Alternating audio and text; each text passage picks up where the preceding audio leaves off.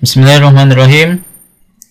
Pada tutorial kali ini kita kembali akan belajar mengenai soal-soal efek Doppler.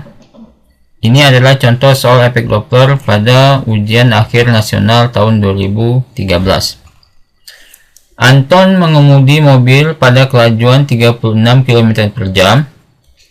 Tiba-tiba disalip bis yang bergerak dengan kelajuan 72 km per jam. Setelah menyalip, bis menjauh sambil membunyikan klakson berfrekuensi 720 Hz. Frekuensi klakson yang didengar oleh Anton adalah jika cepat rambat bunyi di udara 340 meter per sekon. Langkah yang pertama yang harus kita kerjakan yaitu kita perlu mengingat kembali rumus umum daripada frekuensi pendengar, yaitu cepat rambat bunyi udara plus minus kecepatan pendengar.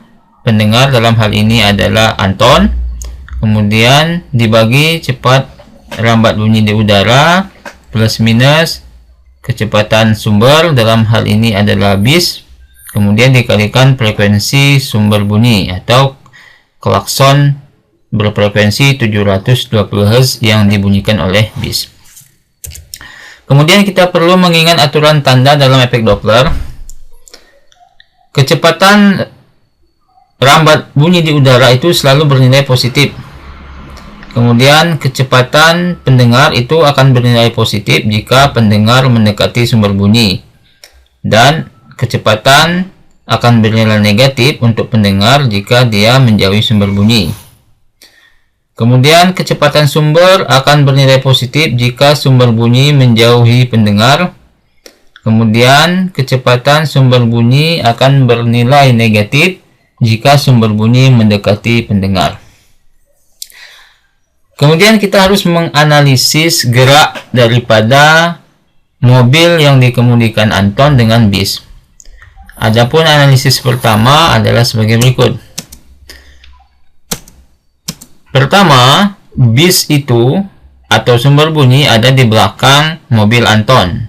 Anton sebagai pendengar, bis sebagai sumber bunyi, seperti ini. Kemudian, sumber bunyi atau bis itu menyalip pendengar, sehingga sumber bunyi ada di depan dan pendengar ada di belakang, sambil membunyikan klakson dengan frekuensi 720 Hz untuk sumber bunyi.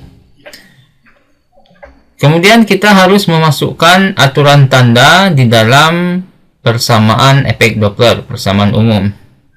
Di sini terlihat bahwa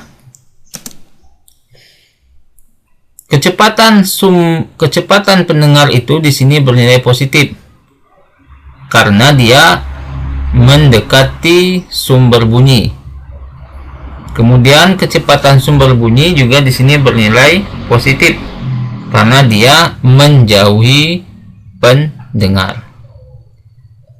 Setelah kita mendapatkan persamaannya, maka kita masukkan nilai-nilainya. 340 ditambah 10. 10 ini dari konversi daripada 36 km per jam menjadi meter per sekon.